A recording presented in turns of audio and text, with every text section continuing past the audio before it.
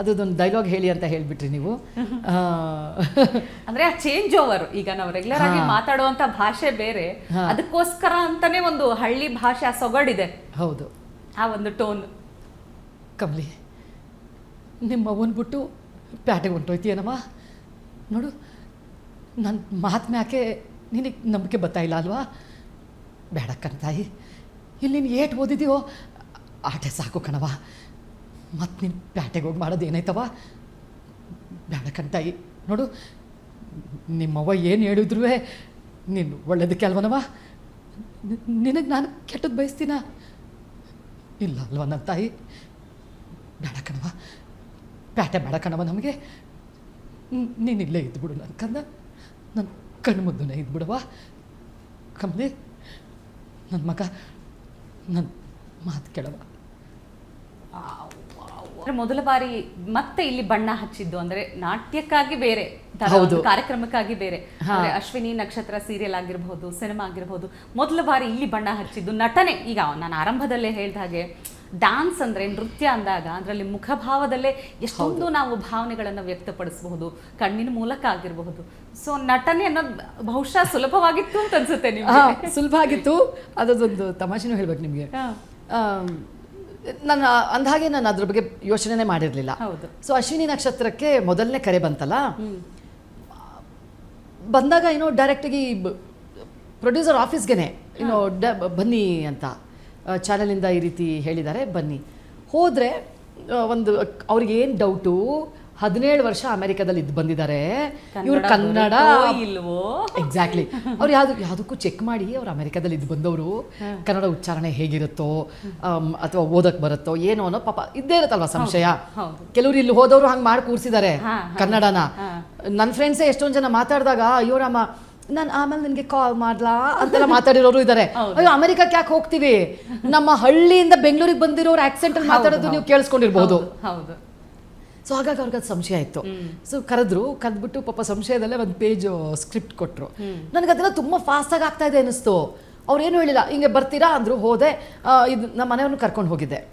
ಈಗ ನೋಡಿ ಕರಿತಾ ಇದ್ದಾರೆ ಅಂತ. ನನಗೆ ಆ್ಯಕ್ಟಿಂಗ್ದು ಗಂಧ ಗಾಳಿ ಗೊತ್ತಿಲ್ಲ, ಅಲ್ಲಿಗೆ ಸೇರ್ಕೊಳ್ಬೇಕು ಅನ್ನೋ ಕನಸೂ ಇಲ್ಲ ನನಗೆ. ಬಂದುಬಿಟ್ಟಿದೆ, ಹೋಗ್ಲಾ ಬೇಡವೋ ಅಂದ್ಕೊಂಡು, ಸರಿ ಕರಿತಿದಾರಲ್ಲ ಹೋಗಿ ಅದೇನು ಚೆಕ್ ಮಾಡ್ಕೊಂಡು ಬರೋಣ ಅಂತ ಹೋಗಿದ್ದು. ಇದು ಕನ್ನಡದಲ್ಲಿ ಇದನ್ನು ಹೇಳಿ ಮೇಡಮ್ ಅಂತಂದರು. 2 ನಿಮಿಷಕ್ಕೆ ನಾನು ಅದನ್ನು ಬಾಯ್ಪಾಠ ಮಾಡಿಕೊಂಡು ಕ್ಯಾಮ್ರಾ ಮುಂದೆ ಹೇಳಿದೆ. ಅವರು ಅಷ್ಟೇ ಪಾಪ 2 ನಿಮಿಷದಲ್ಲಿ ಡೈರೆಕ್ಟ್ರು ಪ್ರೊಡ್ಯೂಸರ್, ಮೇಡಮ್ ನಮಗೆ ನೀವು ಓಕೆ ಇದ್ದೀರಾ, ಚಾನಲಿಂದನೂ ನಿಮ್ಮನ್ನು ಸಜೆಸ್ಟ್ ಮಾಡಿದ್ದಾರೆ, ನೀವೇನು ಹೇಳ್ತೀರಾ ಅಂತ. ನನಗೆ ಇದೇನು ಗುರು ಇದು ಎಲ್ಲ ಇಷ್ಟು ಫಾಸ್ಟಾಗಿ ನಡೀತಾ ಇದೆ, ನನಗೆ ಅದನ್ನು ಅರಗಿಸ್ಕೊಳ್ಳೋಕೆ ಮುಂಚೆನೇ ಎಲ್ಲ ಆಗೋಗ್ತಾ ಇದೆಯಲ್ಲ ಅಂತ. ನಮ್ಮ ಮನೆಯವರು ಜೊತೆಗಿದ್ರು. ಸೊ ಹೇಳಿದೆ, ಒಂದು 2 ದಿನ ಟೈಮ್ ಕೊಡ್ತೀರಾ, ಯಾಕಂದರೆ ಮಕ್ಕಳಿನ್ನೂ ಇಂಡಿಯಾಗೆ ಅಡ್ಜಸ್ಟ್ ಆಗಿರಲಿಲ್ಲ. ನನ್ನ ಮಗ ಪಾಪ ಇನ್ನೂ ಅದಕ್ಕೆ ಬುದ್ಧಿ ಬಂದ್ಬಿಟ್ಟಿತ್ತಲ್ಲ. ನನ್ನ ಮಗಳು ಆರಾಮಾಗಿ ಹೊಂದ್ಕೊಂಡ್ಬಿಟ್ಲು. ಅಲ್ಲಿಂದ ಕಂಟೈನರಿಂದ ಶಿಪ್ಪಿಂಗ್ ಬಂತು, ಅವಳದು ಹಾಸಿಗೆ ನೋಡಿದ್ಲು, ಅವಳು ಆಟದ ಸಾಮಾನು ನೋಡಿದ್ಲು, ಅವಳು ಕುರ್ಚಿಗಳು ಪರ್ಚಿಗಳು ನೋಡಿದ್ಲು, ಅವಳು ಇದೇ ಅಮೆರಿಕ ಅಂದ್ಕೊಂಡು ಆರಾಮಾಗಿ ಸೆಟ್ಲ್ ಆಗಿಬಿಟ್ಲು. ಅವಳದ್ದು ಯೋಚನೆ ಇಲ್ಲ. ಅವಳು 4 ವರ್ಷ ಇನ್ನು. ನನ್ನ ಮಗ ಅವಾಗ ನಾವು ಮೂವ್ ಆದಾಗ 7.5 ವರ್ಷ. ದಿನ ಆಳೋದು, ಅಮ್ಮ ಬೇಡಮ್ಮ ಇಲ್ಲಿ ಹೊಟ್ಟೋಗೋಣ, ಟೀಚರ್ಸ್ ಬೈತಾರೆ ಅಂತ. ಅಮೆರಿಕಾದಲ್ಲಿ ಏನು ಗೊತ್ತಾ, ಟೀಚರ್ಸು ನೀವು ಕೆಟ್ಟದಾಗಿ ತಪ್ಪಾಗಿ ಬರೆದ್ರು sweet heart it's okay do it ಅಂತ ಮಾಡಿಸ್ತಾರೆ. ಇಲ್ಲಿ ಇದೇನು ಮಾಡಿದ್ಯಾ ನೀನು, ಸರಿ ಮಾಡು ಅಂತ ಮುಗಿತಾರೆ. ಸೊ ಅವನಿಗೆ ಅಮ್ಮ ಟೀಚರ್ಸ್ ಅವ್ರು ಬೇರೆ ಇನ್ನೇನು ವಾಪಸ್ ಹೋಗೋಣ ದಿನ ಆಳೋನು. ಆಮೇಲೆ ಬಾತ್ರೂಮ್ ಕ್ಲೀನ್ ಆಗಿಲ್ಲ, ಅದು ಕ್ಲೀನ್ ಆಗಿಲ್ಲ, ಇದು ಹಿಂಗೆ ಅದು ಹಿಂಗೆ, ಅಮ್ಮ ಹೊಟ್ಟೋಗೋಣ ಅಂತ ದಿನ ಆಳ್ತಿದ್ದ. ಸೊ ನಾನು ಒಂದು 2 ದಿನ ಟೈಮ್ ಕೊಡಿ, ಮಕ್ಳ ಜೊತೆನೂ ಮಾತಾಡ್ಬೇಕು, ನಾನು ಇನ್ನೂ ಅಡ್ಜಸ್ಟ್ ಆಗಿಲ್ಲ ಅಲ್ವಾ, ಅವ್ರನ್ನ ಬಿಟ್ಟು ಹೋಗೋದು ಹೊರಗಡೆ ಸರಿ ಬರಲ್ಲ, ಮನೆಯವ್ರ ಜೊತೆನೂ ಮಾತಾಡಬೇಕು ಅಂಥೇಳಿ 2 ದಿನ ಟೈಮ್ ತೊಗೊಂಡು ಬಂದ್ವಿ. ಪಾಪ ಅವ್ರು 2 ದಿನ ಟೈಮು ಕೊಟ್ಟಿಲ್ಲ. ಮೇಡಮ್ ಎಲ್ರಿಗೂ ಓಕೆ ಆಗಿದೆ, ನೀವು ಹೇಳ್ಬಿಡಿ ಅಂದರೆ. ನಾನು ಇಲ್ಲ ಅಂದರೆ ಪಾಪ ಅವ್ರು ಬೇರೆಯವ್ರನ್ನ ನೋಡ್ಕೋಬೇಕಲ್ಲ. ಸೊ ಆಮೇಲೆ ನಮ್ಮ ಮನೆಯವ್ರು ಅಂದರು, ನೋಡು ತಾನಾಗೆ ಹುಡ್ಕೊಂಡ್ಬಂದಿದೆ, ತಾನಾಗೆ ಹುಡ್ಕೊಂಡು ಬಂದಿರೋ ಲಕ್ಷ್ಮಿನ ತಿರ್ಸ್ಕೊಳ್ಳೋದು ಸರಿ ಇರಲ್ಲ. ಸೊ ಹಾಗಾಗಿ ನೀನು ಡ್ಯಾನ್ಸರ್ ತಾನೆ, ಇದೊಂದು ಅವಕಾಶ ಬಂದಿದೆ, ಒಂದು ಮಾಡಿಬಿಡು, ನಿಂಗೊಂದು ಎಕ್ಸ್ಪೀರಿಯನ್ಸು ಅಂತಂದರು. ಆಮೇಲೆ ಮಕ್ಕಳು, ಅಮ್ಮ ಇಟ್ಸ್ ಎಕ್ಸೈಟಿಂಗ್ ಮಾಡಿಬಿಡು, ನಿನಗೆ ಟಿ ವಿ ಮೇಲೆ ನೋಡ್ಬೋದಾ, ಮಾಡಿಬಿಡು ಅಂದರು.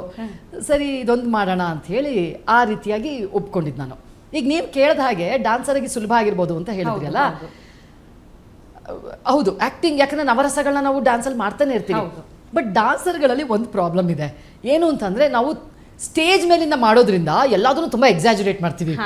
ಕಣ್ಣು ದೊಡ್ಡದಾಗಿ ಬಿಡೋದು, ಆಮೇಲೆ ಬಾಡಿ ಲ್ಯಾಂಗ್ವೇಜ್ ಕೈ ತುಂಬಾ ಉಪಯೋಗಿಸೋದು, ಬಾಡಿ ತುಂಬಾ ಉಪಯೋಗಿಸೋದು ತುಂಬಾ ಮಾಡ್ತಾ ಇರ್ತೀವಿ ನಾವು ಅದನ್ನ. ಮಾತು ಸಂಭಾಷಣೆಗೆ ಜಾಗ ಇರಲ್ಲ, ಹೀಗಾಗಿ ಪ್ರತಿಯೊಂದನ್ನು ಕೂಡ ನೀವು ಬಾಡಿ ಲ್ಯಾಂಗ್ವೇಜ್ ಮೂಲಕನೇ ತೋರಿಸ್ಬೇಕಾಗುತ್ತೆ. ಖಂಡಿತ.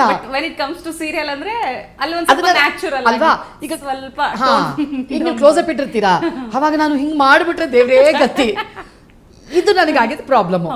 ಪಾಪ ಡೈರೆಕ್ಟರ್ ಮೊದಲನೇ ಸಲ ಅಶ್ವಿನಿ ಮನೆ ಬಿಟ್ಟು ಹೋಗ್ತಾ ಇರ್ತಾಳೆ, ಅವಳನ್ನ ತಡೀರಿ ಅಂತಂದ್ರೆ ನಾನು ಅಶ್ವಿನಿ ಅಶ್ವಿನಿ ಅಂತ ಅವ್ರ ಡೈರೆಕ್ಟರ್ ಸರ್ ಕಟ್ ಅಂದ್ಬಿಟ್ಟು, ಮೇಡಮ್ ನೀವು ಭಾರತೀಯಮ್ಮ, ಎಲ್ಲಾರನ್ನೂ ಹಳೆ ನಮ್ಮ ಹೀರೋಯಿನ್ಗಳು ಇರ್ತಿದ್ರು ನೋಡಿ, ಅವ್ರನ್ನೆಲ್ಲ ನೆನಪಿಸ್ಬಿಟ್ರಿ ಮೇಡಮ್ ನೀವು ಅಂತ. ವೈಜಯಂತಿ ಮಾಲಾ ಅವರು, ನಮ್ಮ ಕಲ್ಪನಾ ಮೇಡಮು, ಎಲ್ಲರೂ ನೆನಪಿಸ್ಬಿಟ್ರಿ ನೀವು. ಹಾಗೆ ಕರಿತಾ ಇದ್ದೀನಿ ನಾನು, ಇಲ್ಲಿ ಬಾ ಅನ್ನೋದು, ಹಿಂಗನ್ನೋದು.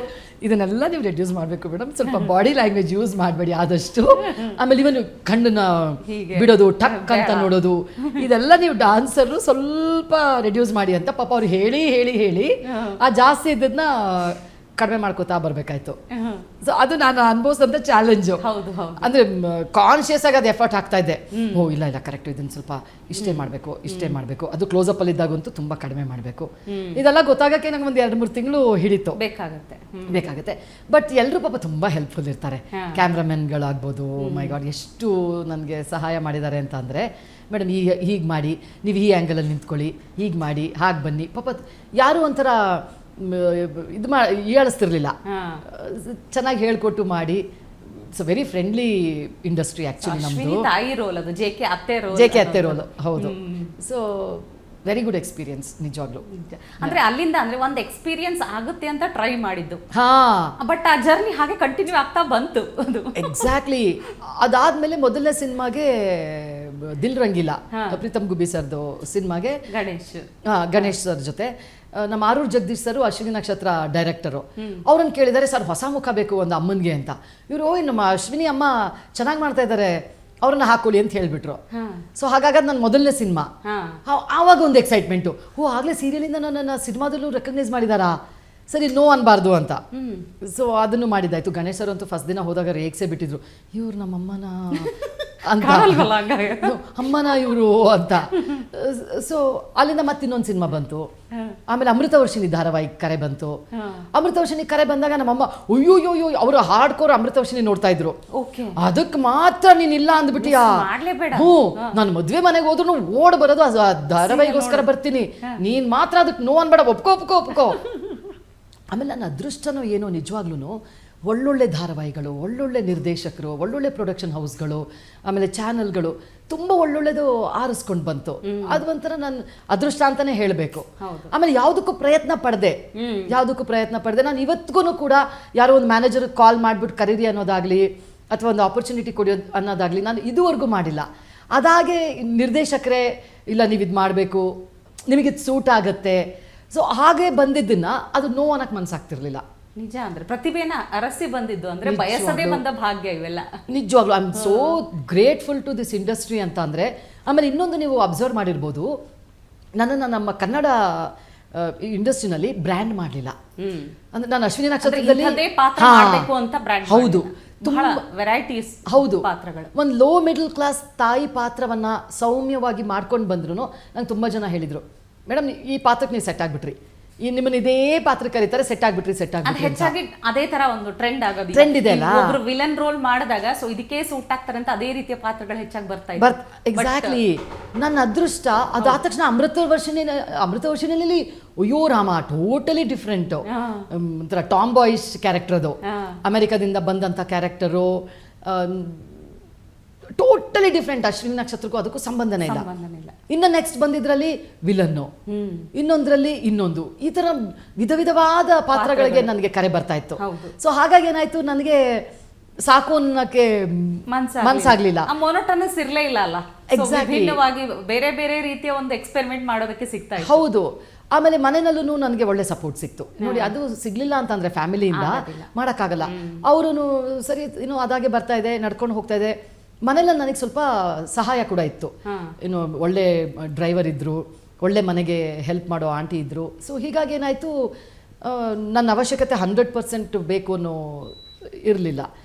ಸೊ ಹಾಗಾಗಿ ಆರಾಮಾಗಿ ಒಂದು ಮೇಲೆ ಒಂದು 14 ಮೆಗಾ ಧಾರಾವಾಹಿಗಳಲ್ಲಿ ಪ್ರಮುಖ ಪಾತ್ರಗಳನ್ನು ವಹಿಸುವಂಥ ಸಿಕ್ತು ನನಗೆ. ಆಮೇಲೆ ನೋಡಿ 45 ಕನ್ನಡ ಚಲನಚಿತ್ರಗಳಲ್ಲಿ ಮಾಡಿದ್ದೀನಿ ಹೌದು ಈ 12 ವರ್ಷಗಳಲ್ಲಿ. 10 ವರ್ಷ ಏನು ಗೊತ್ತಾ ಕಾಕತಾಳೀಯ ಅಂದರೆ, ಈ ಜುಲೈಗೆ 10 ವರ್ಷ ಕಂಪ್ಲೀಟು. ಹೋದ ತಿಂಗಳಿಗೆ 10 ವರ್ಷ ಮುಗಿಸಿದ್ದೀನಿ. ಐ ಥಿಂಕ್ ಆಗಸ್ಟ್ 13ನೇ ತಾರೀಕು ಅಶ್ವಿನಿ ನಕ್ಷತ್ರ ಫಸ್ಟ್ ಟೆಲಿಕಾಸ್ಟ್ ಆಗಿದ್ದು. ನೋಡಿ ಈ ಆಗಸ್ಟ್ಗೆ ನಾನು ತೆರೆ ಮೇಲೆ ಬರಕ್ಕೆ ಶುರು ಮಾಡಿ 10 ವರ್ಷ ಕರೆಕ್ಟಾಗಿ.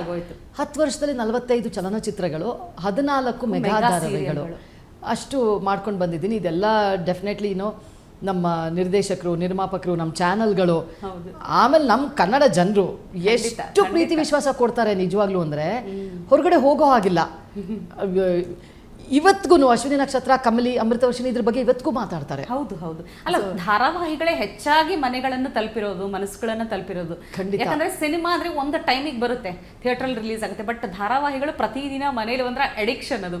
ಸೊ ಇವತ್ತಿಗೂ ಕಮಲಿ ಅವರ ತಾಯಿ ಪಾತ್ರ ಆಗಿರ್ಬೋದು, ಆ ಒಂದು ಹಳ್ಳಿ ಭಾಷೆ, ಆ ಆಕ್ಸೆಂಟ್ ಒಂದು ಝಲಕ್ ಕೇಳ್ಬೋದಾ? ಖಂಡಿತ. ನೋಡಿ ನೀವು ಕಮಲಿ ಅಂದಾಗ ನೆನಪಾಯ್ತು, ಕಮಲಿ ಧಾರಾವಾಹಿ ಮುಗಿಸಿ 2 ವರ್ಷ 3 ವರ್ಷ ಆಗಿರ್ಬೋದು. ಇವತ್ತಿಗೂ ಜನ, ನಾನು ಯಾವುದೇ ಸಿನಿಮಾ ಆಗಲಿ ಧಾರಾವಾಹಿ ಆಗಲಿ ಶೂಟಿಂಗಿಗೆ ಅಂತ ಹೊರಗಡೆ ಹೋದಾಗ ಜನ ನನ್ನನ್ನು ಕಮಲಿ ಅಮ್ಮ ಅಂತಲೇ ಇವತ್ತಿಗೂ ನನ್ನನ್ನು ಗುರುತಿಸೋದು. ಅಷ್ಟು ಆ ಪಾತ್ರ ಒಂದು ಏನು ಹೇಳ್ತಾರೆ, ಒಂದು ಸ್ಥಾನಮಾನನ ಕೊಟ್ಟಿದೆ ನನಗೆ. ಅದೊಂದು ಡೈಲಾಗ್ ಹೇಳಿ ಅಂತ ಹೇಳಿಬಿಟ್ರಿ ನೀವು. ಅಂದ್ರೆ ಆ ಚೇಂಜ್ ಓವರ್, ಈಗ ನಾವು ರೆಗ್ಯುಲರ್ ಆಗಿ ಮಾತಾಡುವಂತ ಭಾಷೆ ಬೇರೆ, ಅದಕ್ಕೋಸ್ಕರ ಅಂತಾನೆ ಒಂದು ಹಳ್ಳಿ ಭಾಷೆ ಆ ಸೊಗಡಿದೆ. ಹೌದು, ಆ ಒಂದು ಟೋನ್. ಕಮಲಿ, ನಿಮ್ಮ ಅವ್ವನ್ ಬಿಟ್ಟು ಪ್ಯಾಟೆಗೆ ಹೊಂಟೋಯ್ತೀಯನಮ್ಮ.